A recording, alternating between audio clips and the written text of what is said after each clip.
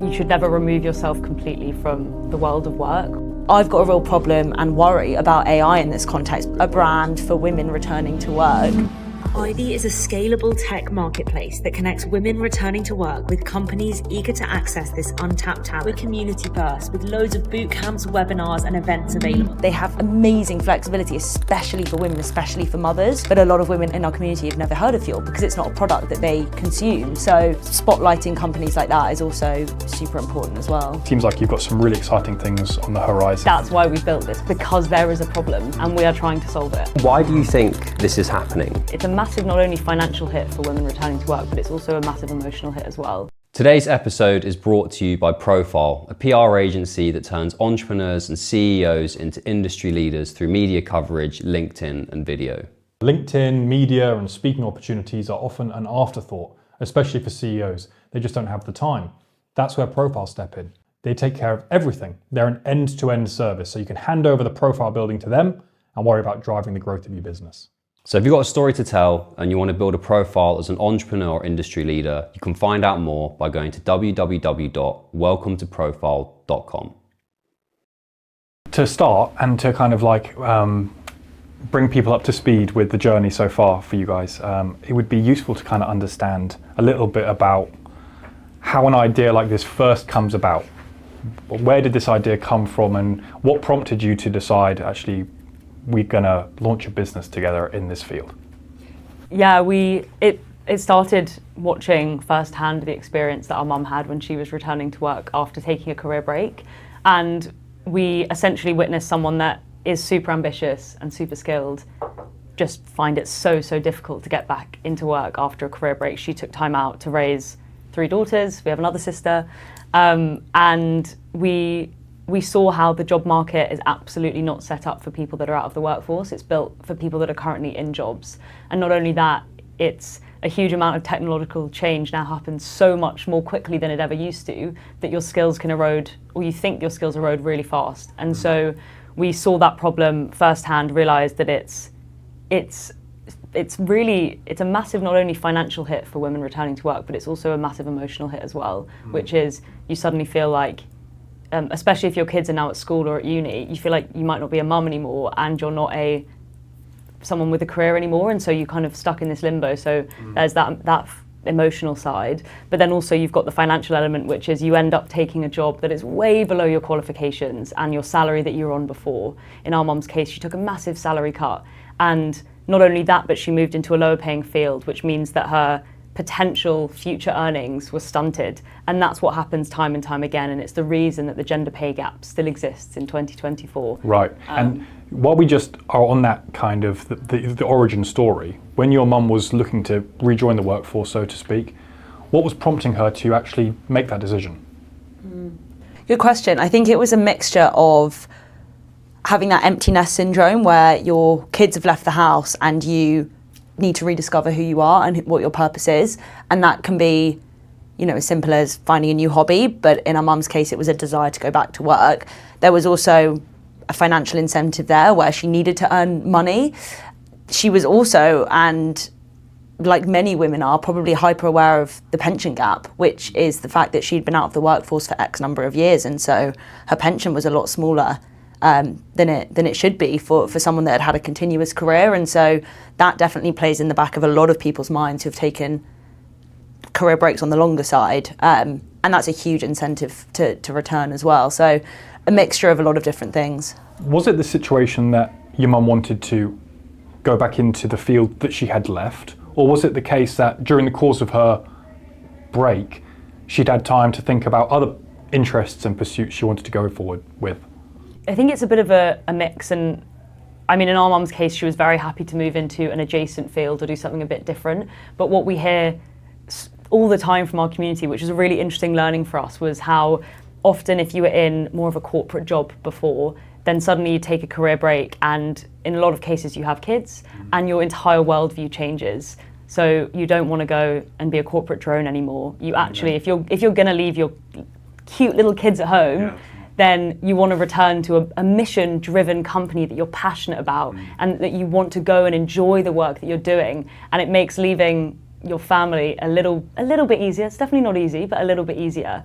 And so what we found is actually a lot of women that were in finance or banking or law come back and go, I want to work at a climate tech company because I want to change the world so that my kids can grow up in a better place, or I want to feel passionate about going to work every day and feel like I'm making a difference. I'd also add to that, another huge thing is the need for flexibility. It's something that is one of the top priorities for anyone returning to work, and that can be after sick leave, after having children, after caring for parents.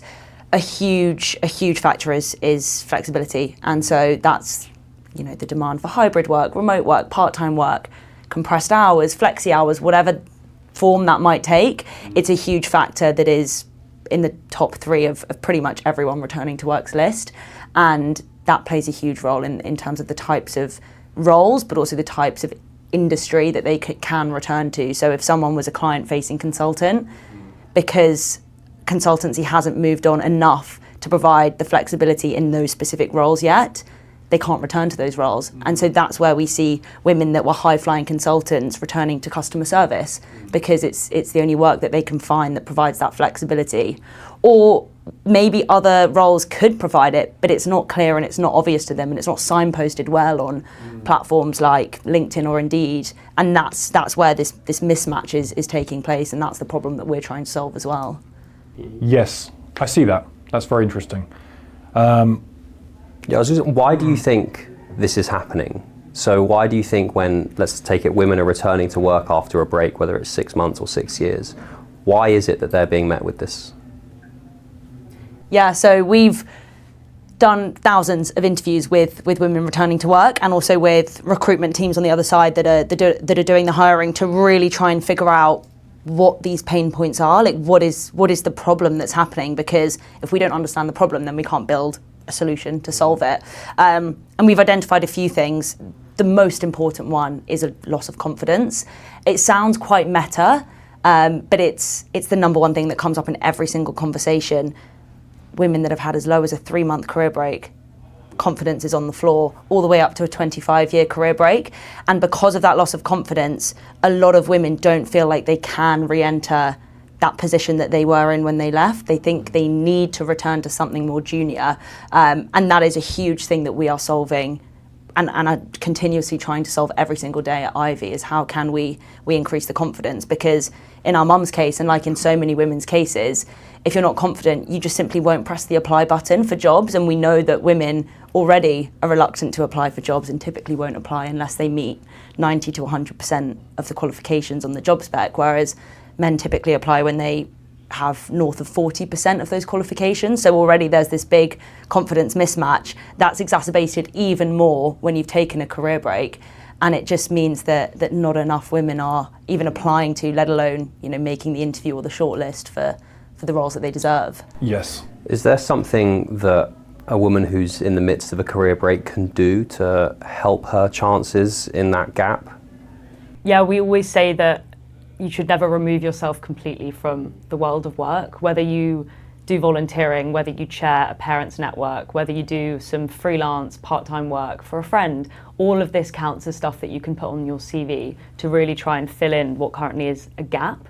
And the reason that we say that is because we know the biases that exist in the recruitment process. And when as a hiring manager, you're presented with a CV and the first thing that you see at the top is career break, 4 years, immediately, you know, the anchoring bias starts to kick in, and everything that you read below that, all you're going to be thinking about is 4-year gap, 4-year gap. But if instead you read, you know, head of the parents committee from, you know, 2023 to 2024, or freelance marketing consultant, you know, X to X, it just means that that's the thing that you're anchored by first. And the other thing that we suggest as well is you don't have to present everything in a chronological order on your CV. That's one of the CV types. You can actually use a hybrid CV, which presents your skill set before your experience. And it's kind of tips and tricks to help get around those biases that do exist. And it's foolish to say that they don't exist anymore. Sure. So is that almost like the short-term solution? The long-term solution would be for people to look at breaks as not a negative, but until that mindset shifts completely, it's let's try and find things that we can do to keep your CV almost, you know, alive. Yeah, for sure. And included in that is digital skills training, which we provide or point people in the right direction where we can't provide the training. And that's things like, if you've been out for a year and a half, so many new tools have come out within your field that everyone will be using that you won't know how to use unless someone explains to you that, hey, everyone's using Canva now, it's actually really easy, here's a quick tutorial on how to use it. Small things like that. And then in the interview when they ask, oh, can you do Canva, instead of going, what's Canva, you can say, yeah, I'm a beginner, but it's super easy to pick up. And it's like really small things like that go a long way in the interview. If I can add a note on this point, the thing is though that I get exactly where you're coming from. That mentality where you believe, as someone who's had a gap from work, that you're behind the times on the tech scene specifically, what people are using in their business. But the reality is actually that most businesses and most people working are using one particular tool that a company will adopt for a year or two. So it's actually more of a case of kind of the illusion that you've fallen behind than the reality of it, because you can go back into other companies and in fact everyone is using Canva, or so it feels, but actually 90% of businesses aren't using Canva. They're still stuck in doing whatever they're doing, and you see the companies that have adopted it. So I get the point you're making about confidence. When someone takes a gap, what are some of the things that do occur? Some of the negative aspects of taking a career gap, do you think? The main one is, the inability to find meaningful employment at your level. That's the crux of it, and then that goes hand in hand with a pay cut that gets taken. The stats are awful. If you take a 2-year career break in the UK, your average salary cut when you return to work is 32%, and that rises to 45% when you've taken a 4-year career break. So it's huge salary cuts due to this occupational downgrading that occurs when you re-participate in the labour force. That's and is that against potential earnings, or is that as the sort of, how's that pegged? That's pegged against the salary you were on when you left the workforce. So say you were on a 50k salary, it would be a drop from that. And it's awful. And one of our key KPIs that we measure at Ivee is how close can we get to bringing that to 0%. Because when that reaches 0%, then that is when you will see the gender pay gap in the UK narrow, because it accounts for 80% of the gender pay gap. It's called the Motherhood Penalty, but in our opinion, it should be termed the Parenthood Penalty. But because overwhelmingly it's women that are taking career breaks, around 90% of the cases, that's why it's called the Motherhood Penalty, and that's why it's so inextricably linked to the gender pay gap. I see, okay. That's quite a big old thing to take on, isn't it? Fix a big problem. Yeah, I think there's a lot of misconceptions about it. A lot of people think the gender pay gap exists because men and women get paid differently for the same work. It's really not. It's not like that. It's the fact that women are more likely to leave the workforce, and when they return, they are more likely to return into lower level positions. For example, if a woman was a lawyer, if she was an attorney, and she left the workforce, she ideally would want to return to being an attorney, but it realistically won't be able to provide the flexibility that she needs because she is taking care of the bulk of that caregiving responsibility. And so what she will likely do is re-enter that same law firm or another law firm as something like a paralegal, or even worse, a receptionist. But because on the census, the way the gender pay gap is measured is you tick your profession. In those cases, she will still tick the legal profession. And so she will be being pegged against her male peers who are still attorneys. And that's where the gender pay gap really comes into its own. And it must be kind of accentuated by those types of businesses and those types of career where you have to work your way up the ladder. It's not like a small startup where you're basically able to work on your merit and merit alone. How much can you really contribute to this team and the effort of what we're trying to build here, compared to those larger institutions where, if you fall off the ladder, it's harder, because most of all, I can appreciate from the company's perspective, when you have someone returning to work who wants to have the job back that they would have had if they hadn't had the 5 years, that they have to balance the morale of all of the other people in the office who didn't take a break and feel as if I can imagine that is a tricky balance for a larger company to deal with, but not so much for a smaller company. In fact, for a smaller company, it seems like an opportunity to get hold of access to talent that's you couldn't otherwise perhaps afford, or you wouldn't have had a chance to work with. Do you see that from your guys, that you have more success with the smaller companies or the larger companies? It's a really interesting question. I'd say you're exactly right about smaller companies can have access to super qualified talent, and we actually ran a study recently of our community, and we found that when flexibility is offered, like real flexibility, women are more likely to sacrifice a portion of their salary, up to 15%, because of the flexibility. So a small company that has a smaller budget for getting great staff in can actually instead offer, we can give you this flexibility and pay you a bit less, but still get fantastic talent in because of that kind of compromise that women returning to work make. And then on the flip side, larger companies, it's interesting because they have more public gender targets that they have to hit. And the reason they do is because they have a public external brand that they have to maintain, and that's really important to the teams. And so their impetus for hiring great female talent is a little bit more from a regulatory standpoint rather than from a let's access great talent, because they can afford to pay people and get great talent regardless. And so for them, the reason that it works well for them hiring these women into their organizations is they have to, and because of that they are trying to fill way more of the mid to senior management positions with these qualified women returners, and they're a lot more aware of it as a problem. A lot of big companies have things like returnships, which in our opinion don't do a lot to actually solve the problem. What's a returnship? It's an internship for someone returning to work. Oh, but that's condescending. It's condescending. It's unbelievably expensive to put on. There's a lot of admin to it, a lot of cost. And even the biggest companies, the FTSE 100, because of all of the cost and time that goes into putting these on, they can only onboard between 3 and 5 women per year. And that's just a tiny dent considering how big this problem is and how many women are looking to return to work. It also doesn't even help their numbers that much. It's more performative than anything. So we're really trying to almost create an alternative to the returnship, which is a tech-based, scalable solution that can help millions of women rather than just a handful. Interesting. That's nice. I see that. What is it? Yeah. So I was going to say, do you have any sympathy? I don't know if sympathy is the right word, but do you share any of the sentiment for if you were an employer and you're going to bring someone back into the workforce who hasn't worked for a few years, maybe a bit rusty, and they're coming back in at the same level that they left at? Does that make sense? Yeah, so we understand that in quite a few cases, a lot of people returning to work can and should start at maybe 1 or 2 levels below their previous job. So say they were a senior marketing manager, perhaps they return as a marketing manager or a marketing executive. But that is not what's happening now. What's happening now is women that are marketing managers are going into admin-based roles, ops-based roles, receptionist roles. That's a very similar story to our mum. And that's inherently unfair because there's no possible way they can work back up to that level.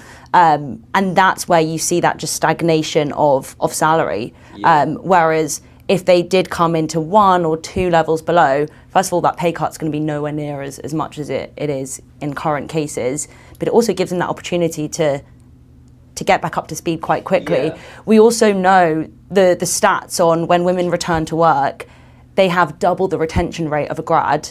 And when they are managers, they have 70% less churn underneath them in the team. So we know that when they do return into an environment that works for them, they are fantastic and sticky and loyal employees. But yes, we fully understand, the women in our community fully understand, and companies fully understand that if you have had a 10-year career break, for all parties involved, you probably shouldn't be coming back to that exact level, but you should be coming back into some form of that role, whether it's 1 or 2 rungs below. But that's just not what we're seeing happening at the moment. So why are employers doing this? Why is this happening? Is it to do with the fear that they aren't operating at the same level that they once were? Why is this happening?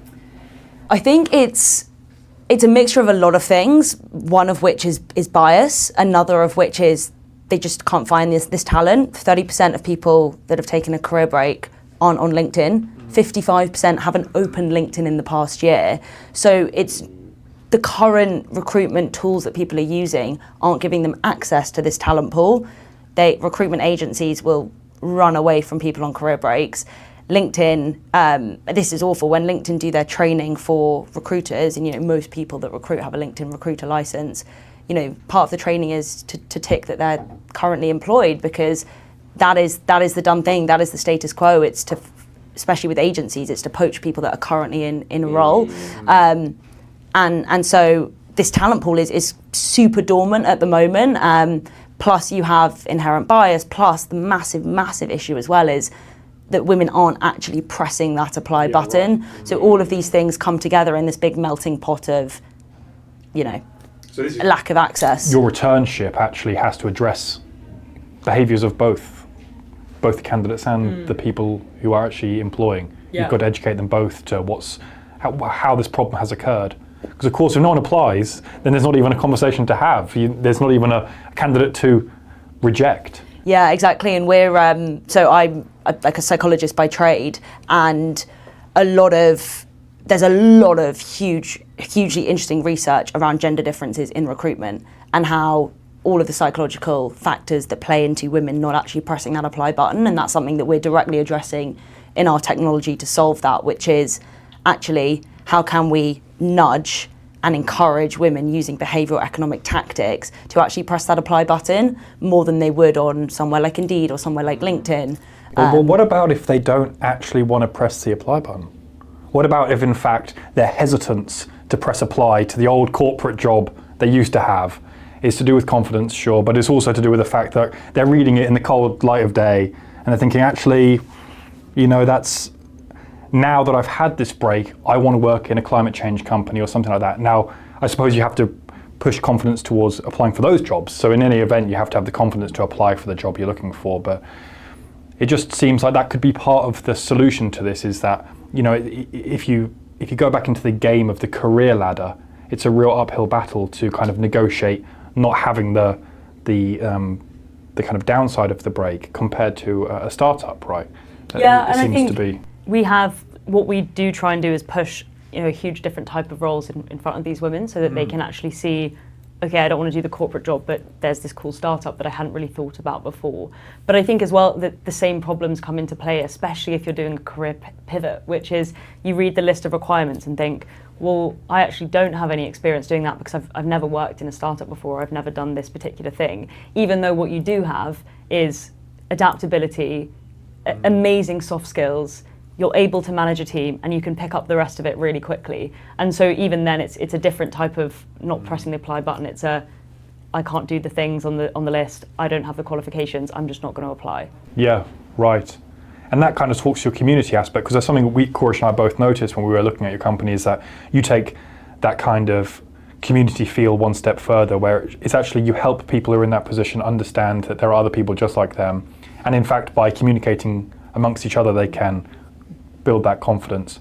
Yeah, and I think something that, again, coming back to doing the research and the interviews before we even thought about building any tech, and hopefully might be useful piece of information for anyone listening that's on like the early stages of building a business, is you have to do consumer interviews first. Because without that, we wouldn't have picked up on a really interesting theme, which was the return to work journey isn't really being discussed at the moment within friendship groups. The reason being because, say your school friends are your main friendship group, and there's 5 of you, 5 women. The chances are that of that 5, some have returned to work and some have stayed at home to be essentially a stay-at-home mother. And there's a little bit of tension between those two groups, and a little bit of judgment on both sides. And the women we speak to say, that translates to the school pickup, where the stay-at-home mums will stand together and the working mums will stand together. So it's not something that's at the moment being openly discussed. And we realised that quite quickly. It came up time and time again in these interviews, and so we knew we needed to lead with a community. Right. And that was something that we have been, very, very laser focused on building. And it's not easy to build a community, especially as a new brand. But it's something that, had we not done those interviews, we wouldn't have known, and we wouldn't have paid as much attention to and put as much focus on. But it's been so helpful and so important to growing our brand. Yeah. I'm sure you saw last week, or maybe it was the week before, when Kemi Badenoch came out and said that maternity pay was excessive.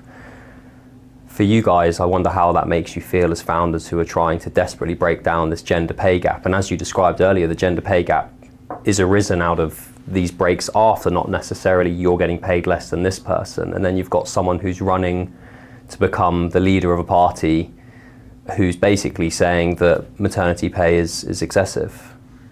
Yeah, I do think her comments were taken out of context, but yeah, I agree, it doesn't shed a good light on the problem. I think what's more important and to discuss within the context of this is it's the paternity that's really the problem. Until the government can give, statutory maternity pay to be more than 2 weeks, which is it's absolutely ridiculous. How can you expect there to be equal child caring responsibilities if the statutory pay is so drastically different? Of course, the mother's going to be the one that leaves the workforce when one of those parents needs to.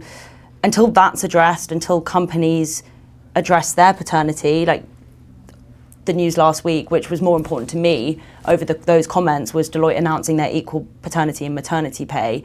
Things like that are so much more important in moving the dial, because without incentives like that, of course it will continue to be the mothers that take on those caregiving responsibilities. What is that Deloitte have announced? Essentially 26 weeks full pay for both mothers and fathers in exact equal forms. Wow. And is that to be shared, or is that actually two separate things? Because I know some companies, like I think EY had something similar, but it was like you can take this many weeks and I can take this many weeks, or is that two set 26 weeks per person? I believe it's two set. I'll have to fact check that, but it's similar to, like, for example, I know Goldman Sachs does it as well. Yeah. The question then becomes, okay, how many men actually take it? Because we've seen, especially when Goldman introduced that policy, was a fraction of the new fathers taking it, because there's such a culture and such a zeitgeist of you simply can't take time out for paternity. You simply can't be a father out loud at work. But it is shifting. It definitely is shifting. There was a great guerrilla marketing campaign 2 weeks ago by a company called the Dad Shift, and they put, I don't know if you guys saw it, they put kind of baby straps on loads of male statues around London to really normalise, fathering, because it's something that's inherently been sidelined in Western countries, except the Nordics, and we can see the direct results of that, which is they have a lower gender pay gap. Yeah. My brother works at Mars in the tax department, and he was given 6 months full pay paternity, and he said it was unbelievable, to actually spend that time with his. He was working at Deloitte, I think, for his first child, but with his second child, he was at Mars. And he just said it was a completely different experience. As a father and as a husband, just the whole thing was completely different. So yeah, Mars is a great company of having the right policies, having fantastic flexibility, having a great culture and brand reputation and mission that actively encourages more diverse candidates to apply. So their top of funnel is fantastic. And that you can see that in their profits. They're outperforming their competitors even in a really tough FMCG market at the moment. So you would like to think they'd be a great case study for other companies to say, actually, if you lead with policy and with flexibility, then you will perform better economically. Right. And although the maternity and paternity leave is very relevant, did I understand correctly that when you guys refer to a returner to work, that isn't actually somebody who's finishing maternity leave, that's somebody who has had a gap after their maternity and paternity leave? Yeah. Right. We're passionate about maternity and paternity because we see that as such a driver of broader societal change in terms of caregiving responsibilities. But we class someone that is a returner as someone that has left the workforce, so they are unemployed for a period of time, kind of from 6 months upwards and onwards up to, there's women in our community that have been out of work for 30 years. So there's no upper end limit on how long it could have been. But yeah, it's someone that is out of the workforce, they're not getting maternity pay from an old company, they are completely unemployed. Yeah. And sorry, just to add to that, there's many, many reasons, you can take a career break. Travel, sick leave is a huge one. And, we were saying beforehand, but post-COVID, there is a vast amount more people taking sick leave for mental health reasons, long COVID, caring for parents. it's a hugely growing pool of those out of work. And are all returners equal? Because, there are some biases, right? If someone came in and was like, I haven't been working for 10 years because I've been in prison, because I killed, my next door neighbour for boiling the kettle too loud. You would potentially hold some judgment, and it might be, I don't know, even saying it, I'm like, well, if they've served their sentence and they've done their crime, are all returners equal? Illness versus maternity leave. It's a good question. The way we've thought about it is, it's also not just people that have been unemployed. We also we see the opportunity for athletes, for example, that have retired. They're in their 30s. They've retired from their career in netball or tennis, and now they're looking for a job. And often these candidates are great candidates for in the corporate world, because they clearly have drive, they clearly have ambition. It's just a completely different setting. And so that pivot as well is also something that we kind of class as a bit of a kind of career break of sorts, in terms of shifting into a different industry. The same can be said for veterans, so people that have left the army that also now want to move into a more of an office setting. And so there's loads of different types of what we would class as a returner and who would benefit from the Ivee services. Murderers hasn't come up yet. Yeah, I don't know what we would do in that situation. But I think kind of just more broadly for people that have come out of prison, it's a big problem, and it's a huge hurdle in itself. And I feel like one day we'll be there to be able to tackle that problem. I would not say that we're experts in that now, and there are loads of great charities that exist that do exactly that and do help to facilitate that transition back into the working world. But yeah, that's another great example. The reason I actually bring up, though, are all returners equal, is because let's talk about the focus of your returners, who are mothers who have taken a gap from their career. If they have taken maternity leave and then they have continued not to work after the end of maternity leave, that would typically indicate that they didn't need to work. They were able to, if they wanted to, look after the child, which means then that unless their financial situation has changed drastically a few years later when they decide to come back to work, their main motivation is that they want to work, which talks to your whole thing about managers who are returners from work having better retention rates underneath them, because they're happy to be there. They've got the job because they wanted to come and work. They had a break from work and then they wanted to come back. Is that correct? It's actually not correct. The reason is because of childcare costs. So in the UK, what tends to happen is a woman will get to the end of her maternity leave and she'll, her and her partner, if she has a partner, they'll look at their finances and they'll go, okay, yeah, you can return back to work, but then we'll have to have a nanny or a childminder. In the UK, in London on average, that costs about £1,000 per month per child. So if you've got 2 children, that's £2,000 a month immediately gone that you're spending on childcare. And if you're bringing in £2,000 a month after tax in your job, you're breaking even. And so at that point, a lot of women look and they think, if I'm literally not making any money by going back to work, I'm obviously going to stay at home with or a lot of women say, I would prefer to stay at home with my children, because then at least I can be 100% a mother. Yes. Whereas what we tend to find is some women go, actually no, I want to get my head back in. So they go back to work, but they feel like they're doing both at 50%. And so they feel like they're failing as a mother, but also failing as an employee, because they're trying to do this juggle, and because they're not making any money net at the end of the month. They go, what is the point of this? But I suppose what I'm saying is, if a returner is somebody who has had that gap after the maternity leave, they have worked out some practical means of existing with their child and their partner, whether they have a partner or not, because for a few months, for a year perhaps, they have lived in that way. So it could continue, right? Because also childcare kind of gets cheaper, not more expensive. So that, yeah, so see where I'm coming what from? you tend to find is when your child starts nursery, at that point a lot of women want to come back to work, because that childcare cost burden is gone. But also they obviously have more time because they're not looking after their child. They don't need to look after their child all day. So from that moment on, that's where that kind of motivation to come back to work really starts to kick in, and that's where you see a lot of women going, all right, now I want to come back. I want that corporate feel. I want that adult interaction. Yes. I want to work. Which is quite unusual, really, because a lot of job seekers aren't necessarily trying to get a job because they want to have the job. They want to have a paycheck, which is completely reasonable, of course, but there are 2 different motivations there, and I can't help but imagine my own wife as she takes her break from work. When she does inevitably go back to work, if she decides she wants to, it'll be because she wanted to. Because we'll never be poorer, hopefully, fingers crossed, than we are right now with young kids and one partner working. And I would hope that I would earn more money over time. And I think it's quite similar to most situations, right? So I don't know, I just wanted to highlight that because people who, that to me seems to be like the major appeal of an employer actually working with somebody who has compromised working hours, who maybe can't work 5 days a week, only 4. But motivation's subjective, no? Not everyone's motivated to go to work because they want to be part of something. They're motivated to go to work because they need money. But they don't. But the need of money, because if they've had the gap, it seems to me like the need is not quite so pronounced as it would otherwise be for somebody who's like lost their job and can't afford their rent. Yeah, I would tend to agree with you in terms of what we do find when we speak to the managers that hire women returners into their team is that is your most efficient and productive employee. Maybe it is because they have to leave at bang on 5 p.m. Maybe it is because they do compressed hours and then don't answer their emails on a Friday.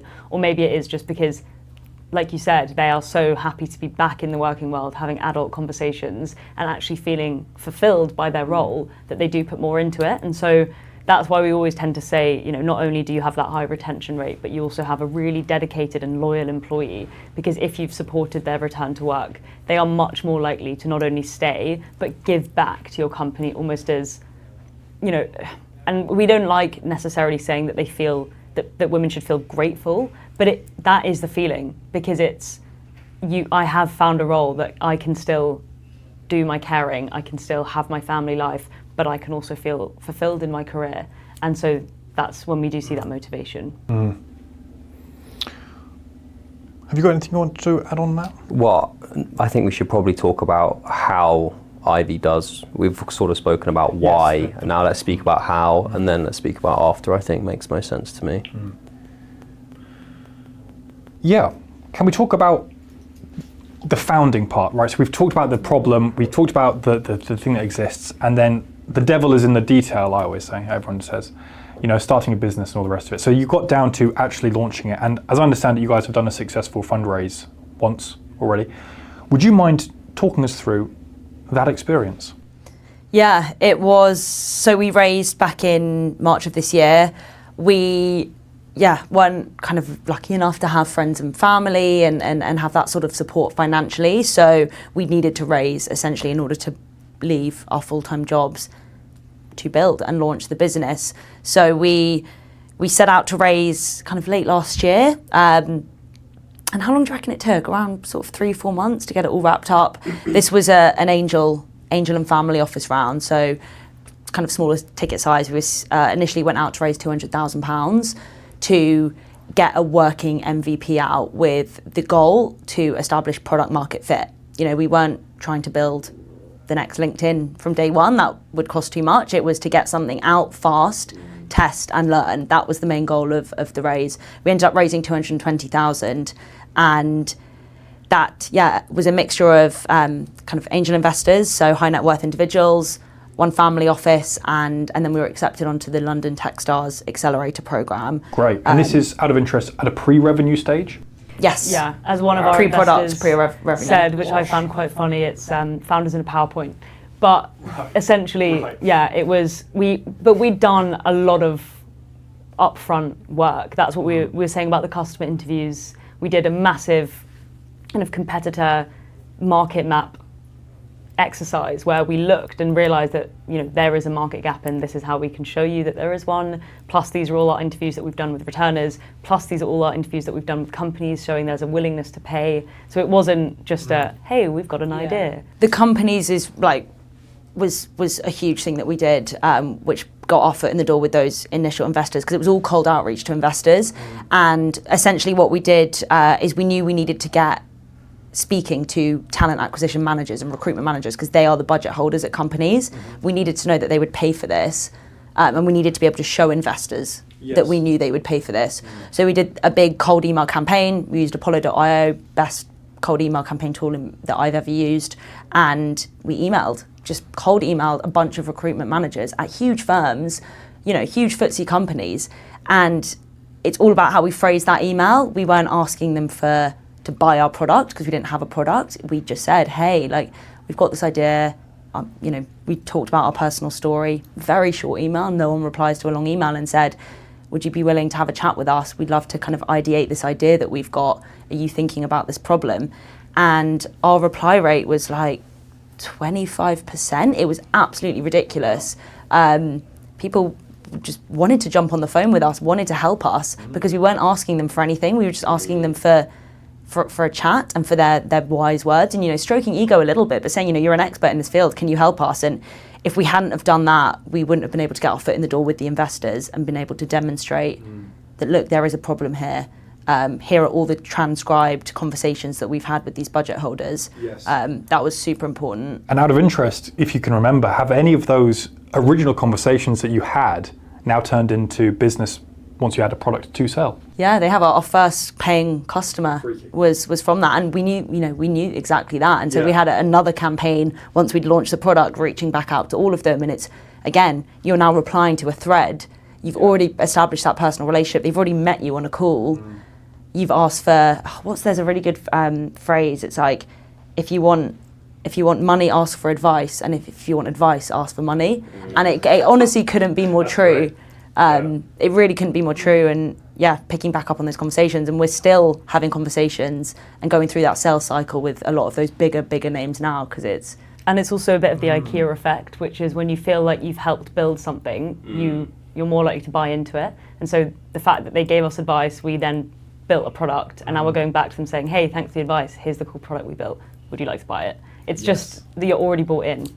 That's completely right. I heard another good thing about IKEA as well, which is like, IKEA make the shopping experience so laborious and challenging. Once you've walked through IKEA, you can't walk out without buying anything. Yeah. And I was like, damn, that's true. You can't leave without buying a pack of tea lights. Even if it's just a meatball. Even if it's like, I've been to a theme park for a day, I've got to buy something. Otherwise it's a waste of a day. Oh, cool. But yeah, so that was our kind of fundraising strategy. It was, you know, it was all cold. We did a lot of LinkedIn DMing as well, especially for the angel investors. And are you working full time at the time? Yeah. Both of you. So this is kind of it was very much evening side project. of desk, evening, weekend project. Great. Kind of cramming as much in at the weekend as we can, and then taking evening calls where possible, and just trying to get all of our ducks in a row so that when we did leave our jobs, we had security, that we would be able to take a salary and pay our rent, but also start building this product as well. And so for founders out there, or aspiring founders out there, how long was that process? How long are you sort of working night and day? That was probably about 3 to 4 months, I'd say. But that was when we started reaching out to investors. I'd say the 3 to 4 months prior to that 3 to 4 months was all of this research and all of these interviews. So we've been thinking around it and kind of building a data room, which is something else that, again, as people that haven't founded a company before, having a data room is not something that you know that you have to have when you're first raising that investment round, but that everyone will ask for. And having a data room that supports your company rather than is complicated and nothing's in the right place, which actually hinders your fundraise. And so it's things like that, which even I still think, looking back on that round, it was shambles. And when we go about the next round that we raise, it will be so meticulous because of what we've learned along the way. But it is a case of trial and error, and we did manage to get through that. But, you know, I would say, as advice to people going out to fundraise for the first time, is just be really meticulous about your schedule, about when you're going to do your first reach outs, when you're going to do your second reach outs. Really try and create that FOMO effect, really try and have a strong deadline that you close before, and have a data room that only supports rather than takes away from your raise. Yeah, I think the FOMO is such an important point. Like, investment is such a mind game. Raising investment is such a mind game, and it's all about, you want investors to think this is the hot ticket in town. If I don't get involved right now in this round, then I'm missing out. And it's kind of as simple as that. And so it's making sure that all your communications, even just like the replacement of one word in an email, can just make it read so differently, and make the crux of that email is, you know, we don't need your money, but would be nice to have it because we think you'd be a great addition to the investment. obviously on the other side, we're like, we really need your money, but we would, you never let that on, and you make it, you really start with those soft commitments, and once you've got a couple of people to agree to a soft commitment, which they can still pull out of, but if you can then say you've got soft commitments, then you can go to other people and say, oh, we've already started filling our round with these soft commitments, and so then it's all about playing that, getting that snowball going, and getting that FOMO. It is. And for the amount of money you raised, there are so many great schemes that so many people don't know about, like SEIS funds, and which allow people to invest in your business and actually risk a much smaller proportion of the money than they're putting forward. So SEIS, every UK-based new company needs to get it, needs to apply for it for the tax incentive. In my opinion, that's a lot better for angel investors. So angel investors pretty much always want to invest under SEIS. With SEIS funds, I would just be a bit wary, because some of them can be sharky. They can demand some quite crazy terms, especially at that very early stage, and potentially take advantage of very early stage founders that are desperate for investment, which we almost fell into that trap of, but thankfully didn't. So I would just have like a slight word of warning for SEIS funds. What made you think that it was a trap? What are the sort of terms in some of the things that put you off? I think, well, we did our research, and a lot of investors won't touch a company when they've taken investment from an SEIS fund, because it looks like they're really desperate. So it's even small things like that, the perception of your company, and it goes back into the mind games that you play. But also because of the kind of fund structures and how the funds work. With a VC fund, when you raise from LPs, so kind of institutional investors, as part of signing on to that contract, you basically get a management fee, and that's what you use to pay your staff, and that's what you use to pay for your offices. But because SEIS doesn't come from an institutional investor, it comes from individual angels, they don't get a management fee to help keep the lights on. So they take that fee from the companies that they invest in. So they actually charge a 5% management fee to you, which means if they give you £100,000, you have to give them £5,000 back. And just when you're raising investment, especially at the early stage, it's just, you shouldn't be taking money away from the people that you're supposed to be helping with this money. Just things like that, which make it a little bit sharky. But some VCs do that. I mean, I know VCs that do that same thing. They charge a percentage. Is that charging for like legal fees, or is that charging? No, it's a management fee. It's like because I mean, ultimately VCs many of them they have to go out and raise money themselves. So they're going out and raising money from the people who are giving them the money, and then they choose who to. And so unless they're companies that they're investing in are getting acquired, they need to get that cash flow going, and they often take it from both ends. Yeah, I mean, I personally wouldn't get involved with a VC that would charge me, to be honest. Other sharky things we saw were like demanding a board seat at that very early stage and needing written sign-off for expenditure. So, if we ever need to spend more than £5,000 or £10,000, we would need to seek approval and get that in writing from that fund, which was a huge red flag to us, and we sort of an immediate no. Yes, absolutely. In fact, if anyone is listening about and wants to explore SEIS, we think the most optimal solution is platforms like Seedlegals, who allow you to run your angel round direct between you and your angels, but they will allow you to get SEIS assurance. Yeah, I actually have a strong opinion on this, which is do it yourself. Like, it's really not that hard. Google it, ask ChatGPT. I did it for all of our SEIS and EIS advanced assurance. I got it within 30 days from the government, and that saved me about £800, which is what some companies will charge you to get that advanced assurance. Just do it yourself. Yeah, and a percent of the raise they usually take as well. So I would suggest doing your fundraise through Seedlegals, because they give you all of the documents you need. They tell you when you need to submit stuff to HMRC. They do cap table management. They advise you on the legal clauses. It is the cheapest way to have legal advice at an early stage. But just for the advanced assurance, you can do it yourself. If you're founding a company, I imagine that you can probably use ChatGPT to ask it a couple of quite basic questions that you can then use on the government website. But no, I would definitely recommend doing a raise through a legal provider for sure. So that's great. Oh, you did your SEIS yourself. That is, Phil, we didn't a while back. Yeah, we're lazy. It's also a time thing. Like, No. if you want to. Yeah, if you value your time more than the amount it costs. Yeah, I sure. clearly don't. No, and No, I think it's definitely, and it's also, there's something to be said about learning a new process for yourself and overcoming it. It's a good mindset. Whether or not you have to do it again is irrelevant. The fact that you took on a task that you weren't initially sure how to do. Something I would also advise, it's a really small thing, but on our pitch deck, for example, even before we had SEIS, when we started the process, we put a little sort of stamp on our ask slide that said SEIS pending. And just seeing that means SEIS investors, it was sort of a green flag to them. They were like, oh, okay, cool, I can look at this company because I know that they're, in a month probably going to get their SEIS. Yeah. So put pending on, and then obviously change that to SEIS approved once you get it approved. And it just means people won't write you off if they're SEIS angels. okay, I have some other questions about the business. Yeah. Yeah. The business. I'm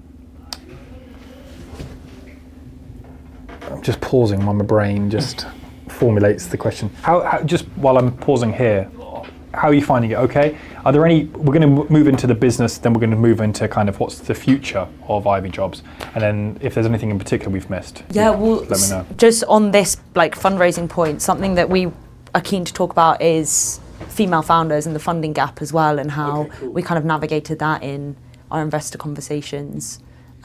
Female founders. Okay, well, great. That goes into my next point perfectly, which can lead into that, which is that I love your community, what you're building with the returners, and it seemed to me as a kind of casual observer, and I just wanted to kind of float the idea in front of you in case you've already thought about it before, and we can kind of talk about it real time.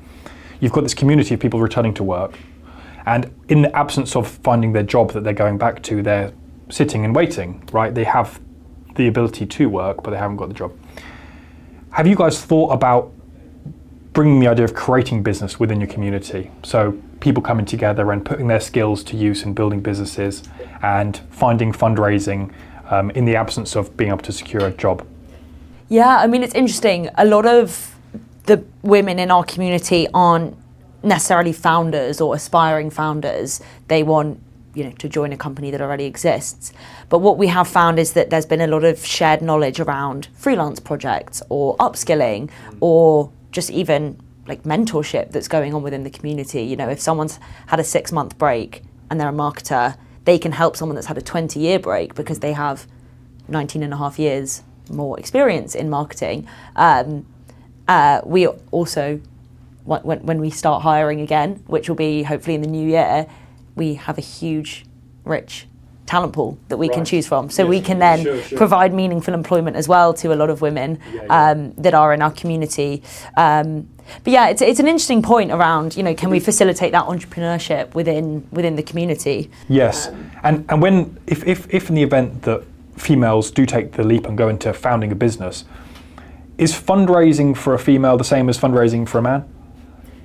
We're very passionate about this one because the short answer is no, and we experienced that firsthand with our raise, and I don't want listeners to think that it was super easy for us because the truth is it wasn't. We had a lot of calls that were really difficult. I think especially when you're two female founders solving a predominantly female problem, you almost have this double whammy of essentially trying to convince a room of investors that this problem actually exists before we even get onto how we're solving it and why we're the team to solve it, which for us during our fundraise, was often really frustrating because we didn't want to have to explain the problem. We wanted, and it's something that one of the number one things for any future investment that we take is we want them to just get it. We want them to get the problem. We don't want to have to explain it.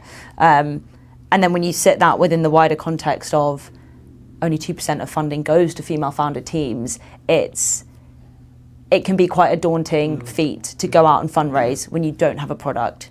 You don't have any meaningful traction revenue-wise because it doesn't exist. It's just two founders and an idea. Do you have a percentage that deals with the success rate, though, as opposed to the overall number?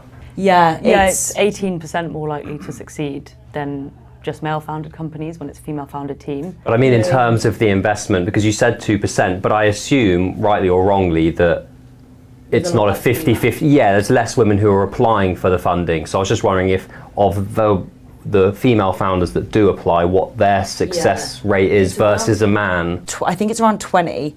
Essentially, it's not, because that's the exact place that my mind jumps when I hear the 2%. I'm like, well, if only 2% of founders are female, then that's perfectly normal. I mean, I think in one way, or whichever way you look at it, it's still a shocking number, because it still means that only 2% of companies that are being started seeking investment have female founders. So it's not going to... Yeah, but just for the record, it's not 2% of companies that are female founders. Right. There's, a huge number of female founded companies. I think it's actually 35%, but only 2% get funding. So that percent translates to, essentially, it's probably around 4 or 5% when you put it into proportion. Sure.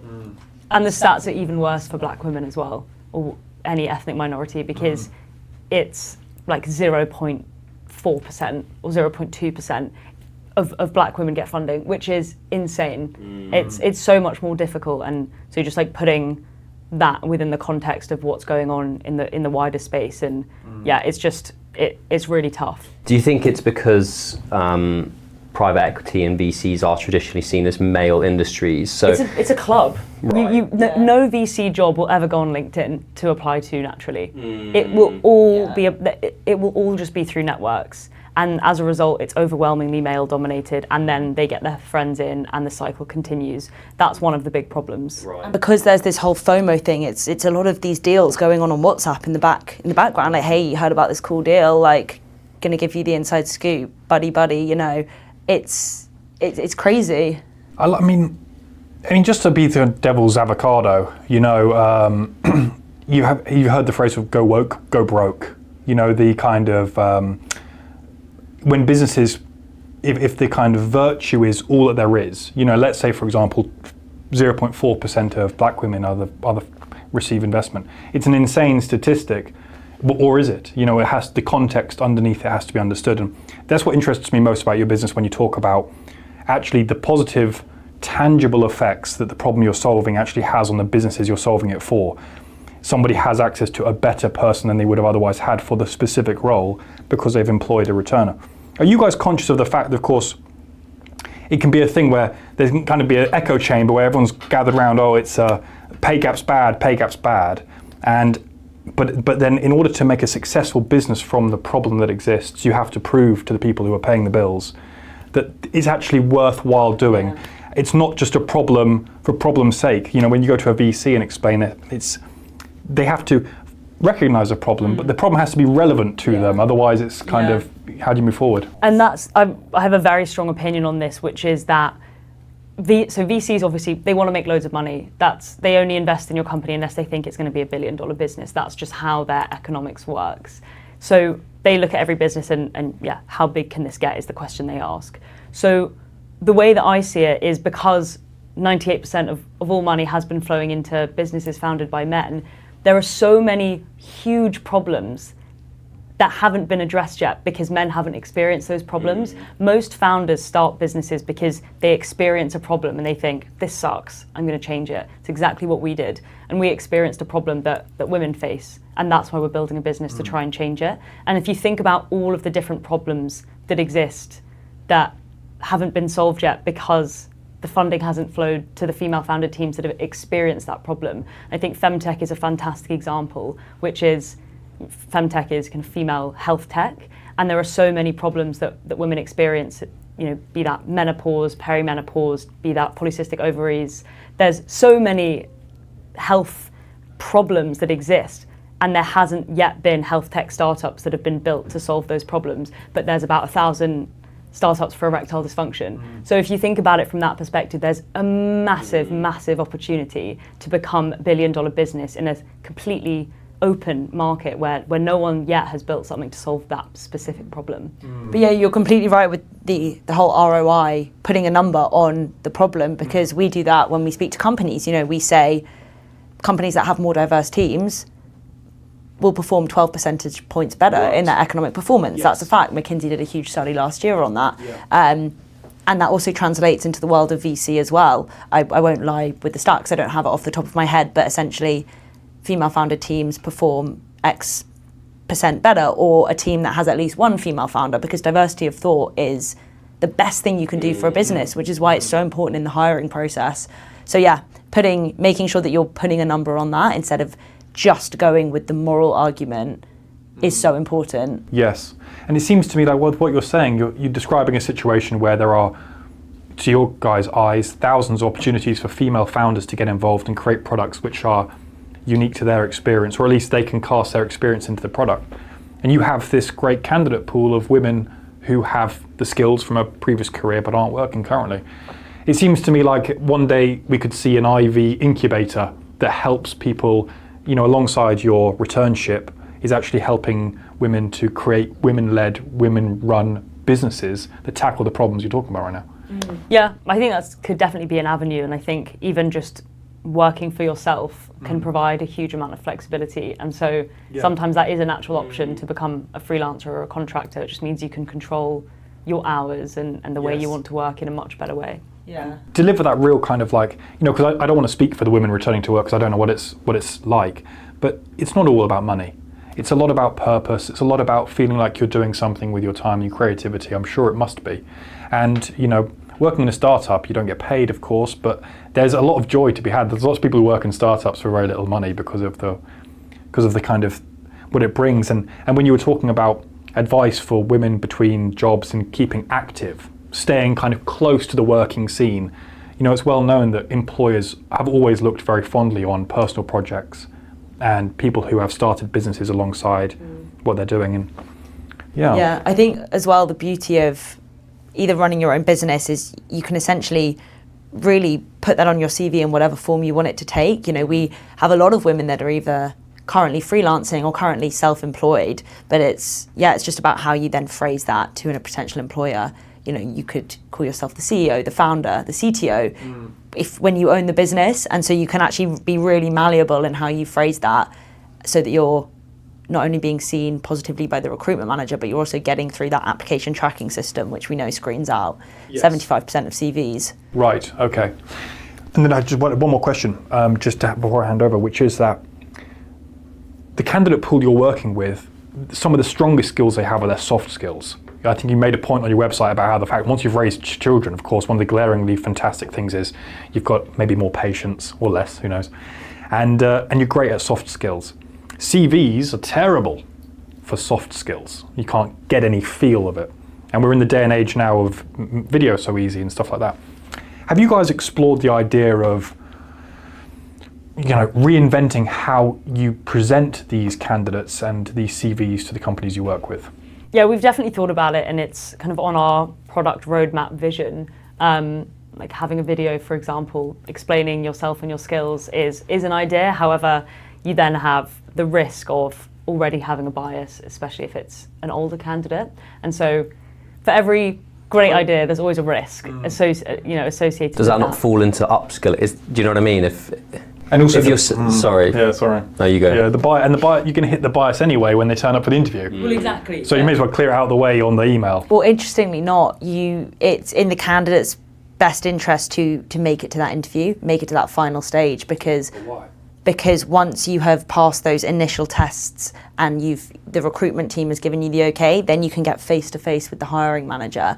And we know that when people that have had a career break do get to that stage, they're more likely to present themselves very well because they have built a lot of soft skills. Yes. But there is that risk in those early stages of the bias kicking in, especially in that kind of stage 1, stage 2, where if you can protect yourself, you should. And, we don't agree with it. We don't agree with the fact that you should, even consider removing the dates of your education off your CV to mask your age. It's absolutely ridiculous that we even sometimes say this to women in our community. But the fact of the matter is, in the current world, you have to do what you have to do to get to that face-to-face interview. But that's relevant? I mean, anyway, could you... No, I mean, I didn't really have a question off of that. It was just the way you phrased it. It's obviously so sad. But then I just thought, do you still remove that bias from the day? Because sometimes if you're reading a CV, like, oh wow, this person is exactly what I'm after, and then they walk in and they're 30 years older than you thought they were going to be.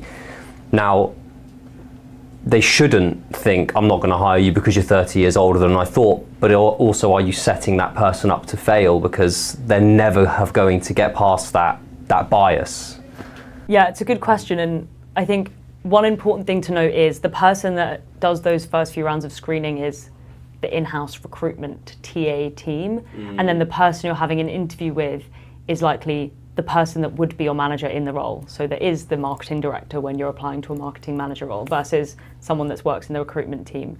And so when you get to that stage, hopefully, and more companies are doing this, but they're actually training the hiring managers to be able to interview well without having their biases creep in. So hopefully at a good company, at that stage, the hiring manager should go, okay, it's time to conduct my interview without bias, and these are the tools that I have in my repertoire to be able to do that.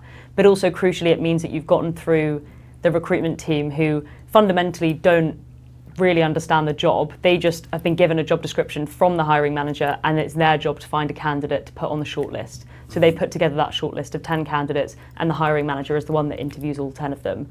And so really you're kind of trying to get through that first gate, which is the recruitment team. The screening process. And worst case is it's fantastic interview practice. So instead of, and this is something we say to everyone in our community, it shouldn't be setting up to fail. It should be an opportunity for a face-to-face interview, which is so hard to get in the current jobs market for anyone. But if someone's coming back to work from, say, burnout, would it not be detrimental to their mental health to go to an interview that they were basically never going to get, and then they're just told, no, sorry, it's not for you, and they think, this is just never going to work out for me? We actually have a checklist that we give to, we run a return to work boot camp, and there's a checklist that we give during the session on applying for jobs, what you should look for, what you shouldn't look for.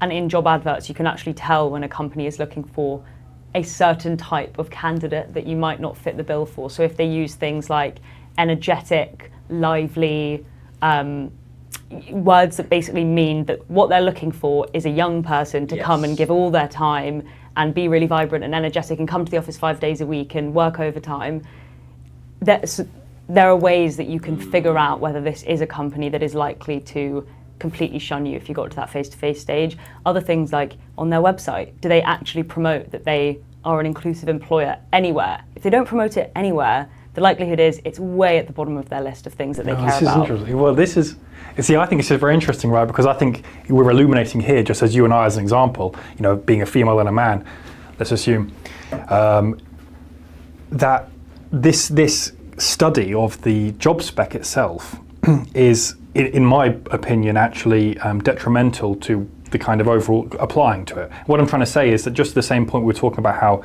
the initial CV screener might have some biases, the person who wrote the job role is not the person who necessarily is leading the company or is the manager.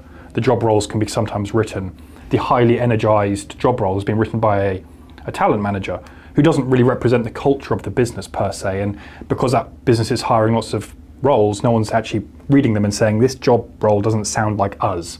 You have missed this, you have missed that. And you were talking at the beginning of the podcast about how so many women don't actually click, right?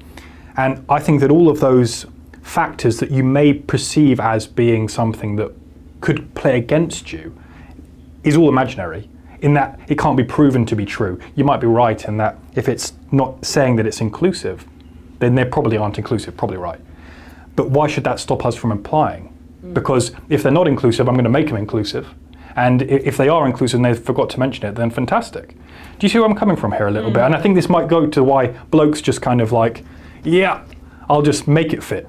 And women kind of, this doesn't fit me. The job spec is I've got a lot of opinions on a job spec, a job description, because it's ripe for change, to be honest. It's inherently been written for the male reader, and there was a really interesting study which gave a group of men and women 2 job specs. The copy was the exact same, except on one, their flexibility sentence was at the bottom, and then the other one, the flexibility sentence was at the top. Exact same wording, but they found that when it was at the top, the rate of women applying to that role increased by 33%. Wow. And was unchanged for men, which goes to show, exactly how you format that job description is so important. And I've got a real problem and worry about AI in this context, because a lot of people are now turning to things like ChatGPT to write their job descriptions, because it does save time. However, when it's basing it off, you know, all of those job descriptions that have come before, it's going to follow that cookie cutter template, which is really worrying, to be honest, because it's going to continue to, you know, to have just that basic format, which doesn't include flexibility. Might have a throwaway comment at the end if it's lucky, but it will always be at the end. It will never be at the beginning. And so it's really something that, like, I would, you know, recommend all companies that are hiring just be so conscious of. But it's almost like, but is it the hiring company that's to be conscious of, or because of course if the hiring company specifically wants more women to apply to the job and they're trying to hire within a target, then that makes total sense. But otherwise, it seems to me like actually the women need to learn that a job spec isn't something that should speak to them per se. It's just a kind of. But I would rebuttal that and say, you know, why should they learn? You know, why should it be on the reader? Because if they don't, they suffer the consequence. So if they see a job spec that they don't think is worth applying for, that a male counterpart applies in her position and the company still hires her job. The person who suffers is the person who read the job spec and felt, this job spec isn't for me, and didn't apply. So the onus, in my mind, falls on, the women need to become sort of more comfortable with the uncomfortable job specs and find out, you know, what comes. I think there's a lot of human nature, though, that and psychology that plays into the fact that if you're reading something that is immediately off-putting to you, you're not gonna press apply, because your mind is screaming at you, going, red flag, not for you, not for you. And yes, you can tell yourself, you know, it's the way job specs are written, but you know, when we think about basic human neuroscience, because it literally is what it is, it's your brain flagging to you that this isn't a fit. By writing it that way, they're not getting potentially the best candidate for the job, because if it's an HR position, if it's a management position, there's actually the opportunity to write a job spec that appeals to a returner to work and find a better candidate than they would have otherwise found. And just a job spec that increases your top of funnel, it really is as simple as that. It's you want to write something that means, and it's not just women, it's neurodiverse candidates of colour, it's absolutely every marginalised group. It needs to appeal to everyone, because if you don't have a diverse top of funnel, you're shooting yourself in the foot, because you're not going to be able to find the best candidate, which is in theory everyone's goal. And I'll just add to that and say, I agree with you, which is why Ivee exists. Like, that's why we built this, because there is a problem and we are trying to solve it. Yeah, absolutely. Yeah. Can we talk a bit about what you've actually built? So we've spoken about why it exists, we've spoken about what your objectives are for it, but if I'm recommending Ivee to a friend who's had a career break for a couple of years, what's their customer journey like? What are they signing into? Is there a product? Is it just a community group that they speak to you guys? How does it work? Yeah, so on the returners side, we've built out a community. So this is for kind of peer-to-peer mentoring, networking, but then we've also got our boot camp that we run. And this is a 5-week program, a small cohort of 12, where every week you essentially learn a new skill, either that you need for your new role or that you need to help you in the application process. And so when you come out the other side of it, you will be in the best possible position to start applying for and landing jobs. And we've actually we're finishing the first ever cohort. We're kind of running 2 simultaneously this week, so in the next couple of days. And already, we haven't even finished it yet, already 3 people have gotten jobs, and they've been applying for a year. And so it's kind of really, it's I mean, the feedback we've got has been absolutely insane. It's been so great, but it's all of the things that we've spoken about today, these small tips that other people don't know about, because recruitment is such a black box, that we're helping and seeing direct and tangible results. So that's, for example, one of the things that we can offer. But we also have a huge host of kind of free video resources, which do have our top tips, which do have Ask Me Anythings with recruitment managers, to actually get their inside scoop of what a candidate can do to put themselves in the best possible position. And then at the heart of it is our jobs board. And here we pull out all of the things that we've discussed today, that behavioural nudge theory, that flexibility. And so when you're looking at a job advert, the first thing that you see is the flexibility, loud and clear, exactly what this role can offer you. But we also score and rank every single company that's allowed to post jobs on the Ivee platform, what we call a returner rating. and this scores them across 6 different categories that we know returners look for when looking for a role that are often quite difficult to find just from your own research. And so we're putting everything at the very front and centre for returners so that they don't see the job and not apply to it. It's actually nudging them to apply. And to that point, we have a really cool algorithm that essentially ranks and looks at their profile and then looks at the job description and scores them. And if that score is above 50 or 60%, so in kind of on LinkedIn, they wouldn't apply, is a big green call to action going, you are qualified for this role, apply now. Amazing. And it's just small things like that that encourage those application rates. Yeah, right? And it is built for this exact cohort. And we also have a really cool AI career guide called V, and it's trained up with essentially all of the knowledge that's in our brains, and it can answer questions based on your specific CV and specific career break about that application process. So demystifying it, trying to give as much of our knowledge to our community as possible.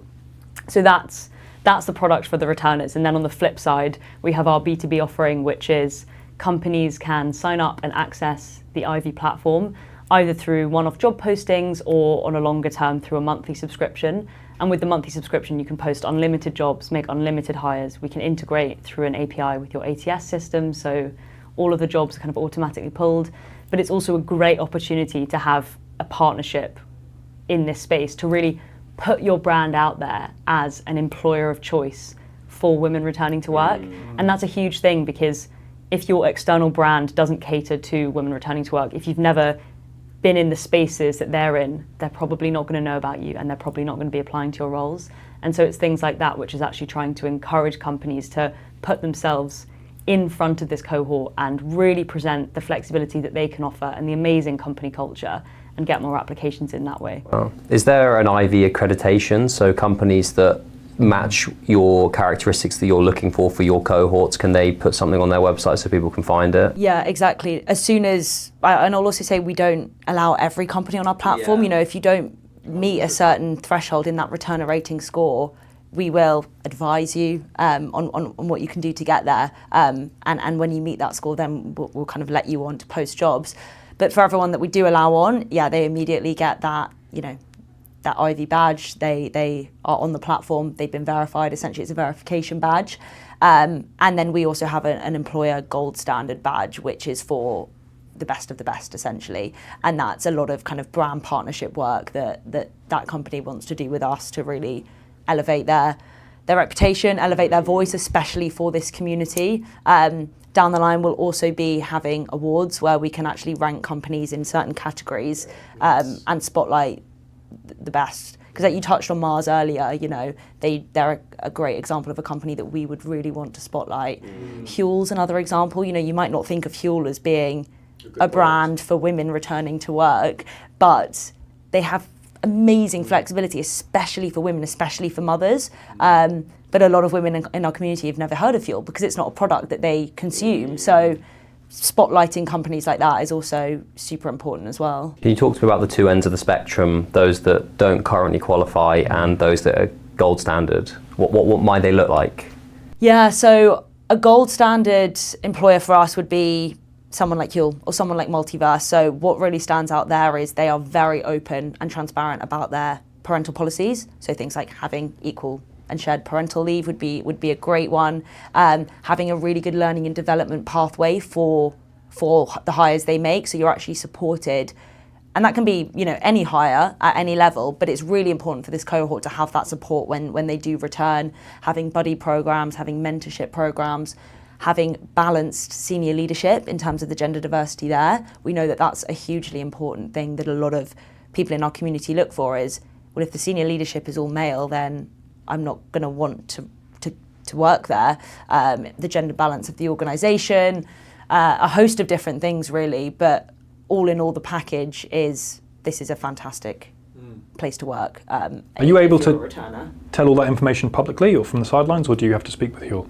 Yeah, so with the clients, the way that we gather that information is through a survey and then public domain research, and later down the line it will also include employee testimonials as well as part of this. But what we do is kind of give a bit of an abridged version, which gives a score against each of the 6 categories that we rank across, and then an overall score. And so you can see that if they fall down in parental leave, but they have amazing flexibility, and flexibility is something that you care more about than parental leave, then you can see the discrepancy between, why their overall scores may be a bit lower. And then the information that we present, we work with our clients to make sure they're allowed to say that. But to be honest, they should be, if it's great, they should be shouting and screaming about it. This should be stuff that they have in their EVP that goes out, in their external value proposition that goes out to all potential candidates, not just through Ivee. But, another really cool thing that we do is we always try and make sure that salaries are attached to every role, because it sucks when you don't know what the salary is, and it's even more important when women are often the managers of the household budget. They know how much money they need each month to make sure that the kids are fed and their school is paid for, or nannies and babysitters. And if they don't know how much this role is going to pay them, if it doesn't cover their monthly expenses, then they're probably not going to apply to it. And so we've even seen some of our employers that don't post their salaries elsewhere actually post them on Ivee, which is great. It's such a USP for us that we know what women returners look for, and you will see an increase in candidates if you attach X, Y, and Z. So actually, just on the platform side, when they post their jobs with you guys, do you adjust their job spec for them to make it better? At the moment, we don't. We read every job spec that's posted. As we continue to grow, it's getting harder and harder, but every time we see something that's a red flag, we will immediately either get on the blower or email that contact saying, for example, I've not read anything about flexibility within this role, or could you be more clear about this? You haven't attached a salary. And then what we'll also do is provide them those data insights. So as Lydia said, we were working with a company that wasn't posting them and then started, and we can directly report back to them what that increase in applications has been. Down the line, yes, we will probably be introducing a feature where they can essentially kind of debias that job spec. They'd obviously have to sign up to that, be okay with it being tweaked.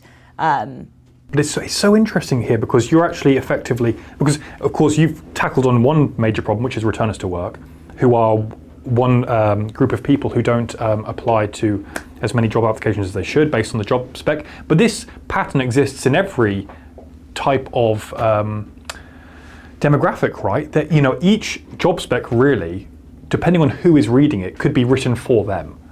A young man wants to read a different type of job spec to an old man, and women want to read a different job spec to men.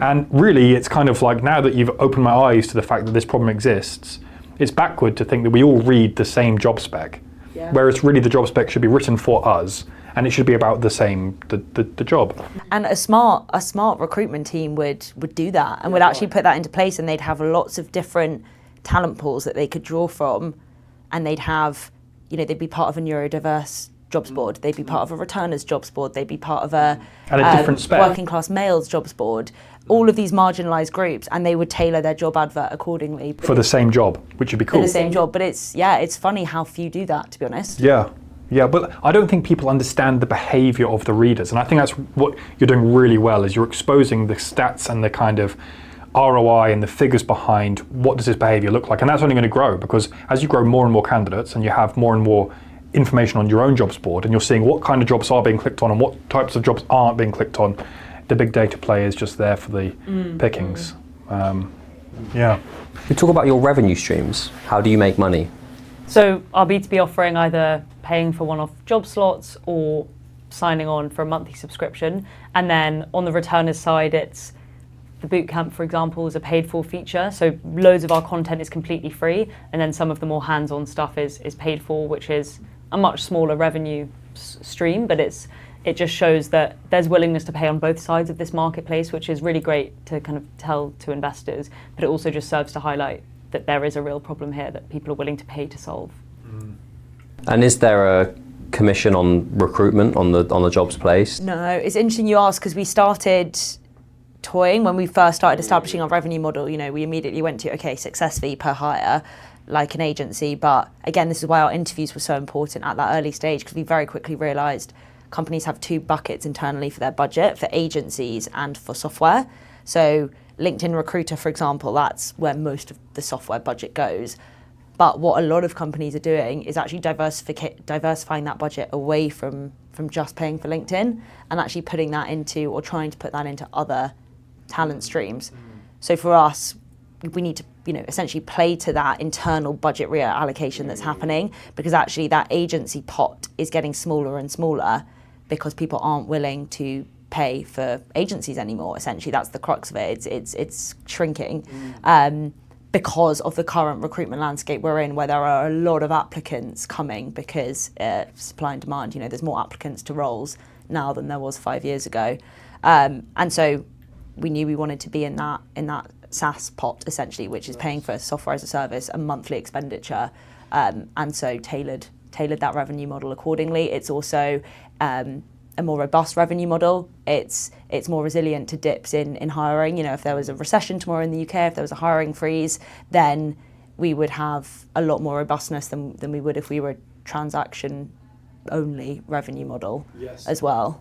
And you mentioned earlier on that you have an API that allows them to actually plug their job straight into your platform, which makes complete sense. Once you remove that that aspect of having to capture a success fee on every hire, you can forget that and focus on what's you're doing. We did it with a couple of clients because, again, we wanted to test it out. It would be silly to just ignore it, and it was super cumbersome. You're on the phone a lot, like a recruitment agency, and we're a tech solution. We're very class LinkedIn, very similar to LinkedIn, where you pay a monthly fee, and no one expects to be on the phone to LinkedIn getting their hires done. They know they post their role, they see the applicants come in, and they deal with those accordingly. Yeah, well, it's a much more scalable model for you guys as well, right? You don't have to have so many people on the phones. You can just let the software take over, and obviously, I suppose the only issue you have at the moment is monitoring the jobs yourselves. Is that something that you plan to automate?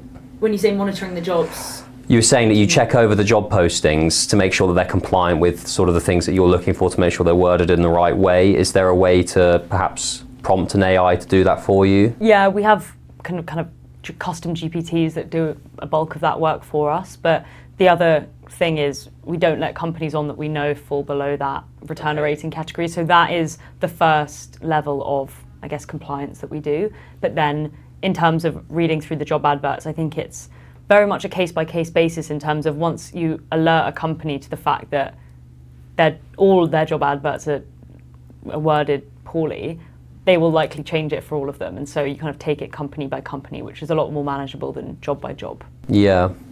You mentioned earlier about having 3 of your cohort find work. Could you just give me an example, a bit more in detail, of one of those candidates? Yeah, there's one candidate definitely that comes to mind. So she was a banker. She had a 40-year career in banking, had worked her way up to director at HSBC and Bank of America, and had about a 25-year career in banking, and then had taken a 20-year career break.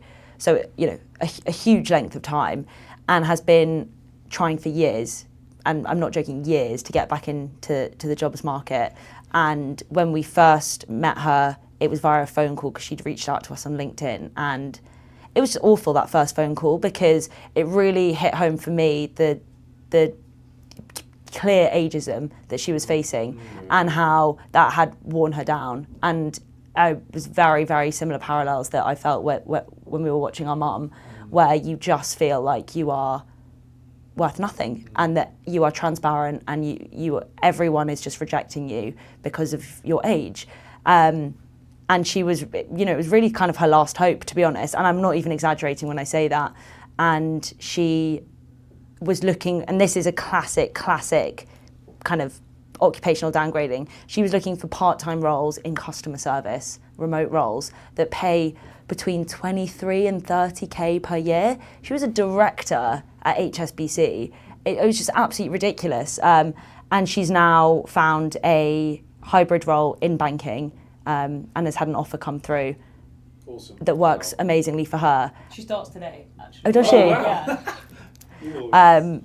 But yeah, that I feel because the reason I bring attention to that because her career break was so long, her career was so amazing, and she was on her last legs, really. And the main thing that I believe has helped her is the tweaking that we gave her in our boot camp to her CV to really make it through those application tracking systems. So that 20-year career break wasn't so obvious. Sure. So that's where it's a classic example of managing those short-term tips to get around with that bigger picture of educating the world, to be honest, educating employers, educating the public about the problem to try and fix that systemic problem whilst doing that day-to-day of, okay, how can we help you get around this problem? The company that she ended up working with, did you have a Ivee Jobs profile on them? No, we actually didn't, and that's we found that actually with one of the other successful candidates from this boot camp, where because they continue to apply to jobs on many jobs sites, and it's great to see that we can equip them with the tools to then land roles elsewhere.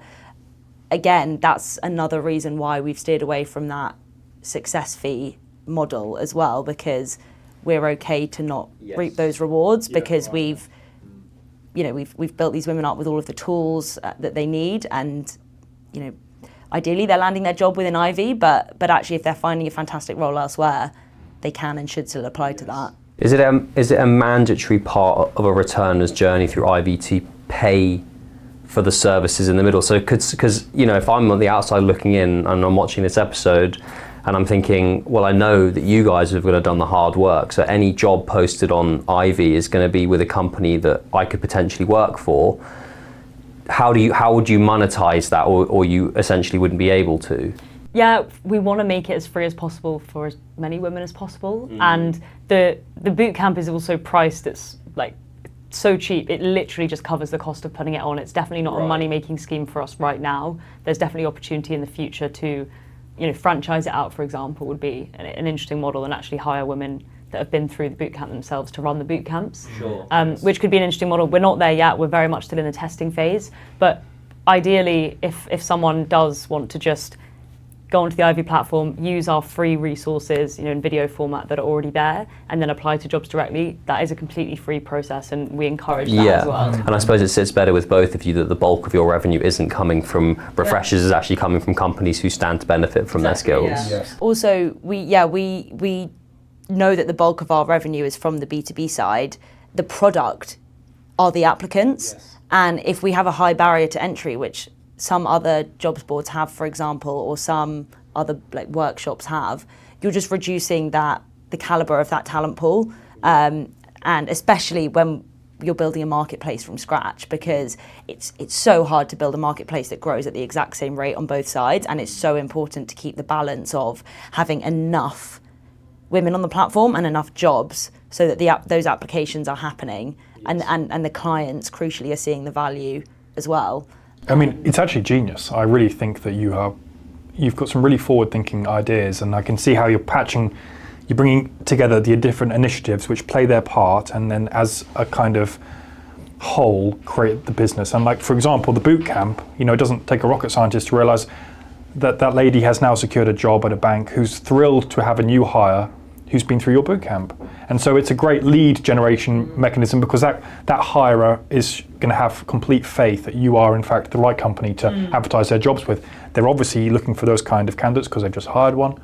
And what a great way to qualify yourselves in the space as being the authority of, good, bad, and the rest of it. Yeah, and that plays into some of our other, I guess, more mundane, acquisition strategies, which is, as you say, really becoming that authority. So for us, SEO is a huge stream acquisition channel that we're laser focused on. We know it's not an overnight success story, but it's so important to be ranking on that first page for pretty much every search term that returners are coming to Google with, because they're coming with a lot of questions.